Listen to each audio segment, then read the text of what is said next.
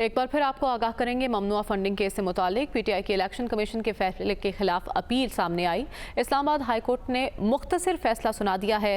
तहरीक इंसाफ को election commission की कार्रवाई पर हुक्म इम्तना ना मिल सका।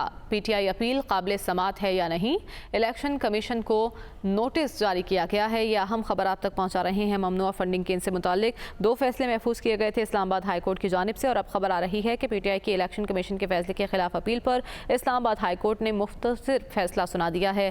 तहरीक इंसाफ को इलेक्शन कमीशन की कार्रवाई पर हुक्म इम्तना ना मिल सका। तो स्टे लेने की कोशिश की गई थी तहरीक इंसाफ की जानिब से, लेकिन वो इस कोशिश में कामयाब नहीं हुए। पीटीआई अपील काबिल समात है या नहीं, इलेक्शन कमीशन को इससे मुतालिक नोटिस जारी किया गया है। तो ममनुआ फंडिंग केस का मामला है जिसको चैलेंज किया पाकिस्तान तहरीक इंसाफ ने।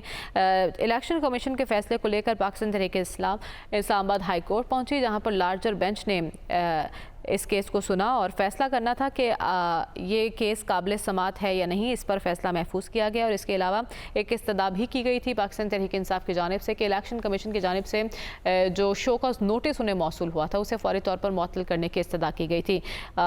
अब तक की इतलात के मुताबिक तहरीक इंसाफ को इलेक्शन कमीशन की कार्रवाई पर हुक्म इम्तना नहीं मिल सका है और बताया जा रहा है कि पीटीआई की अपील काबिल समात है या नहीं, इलेक्शन कमीशन को इस पर नोटिस जारी कर दिया गया है। यह अहम मामला है ममनुआ फंडिंग केस का, जिसके बाद पाकिस्तानी सियासत में हमने कई उतार चढ़ाव देखे और पीटीआई ने इस फैसले को चैलेंज करने का इरादा जाहिर किया और इसी इरादे को लेकर वो इस्लामाबाद हाई कोर्ट पहुँचे, जहाँ पर आज मुख्तसर फैसला सुना दिया गया है।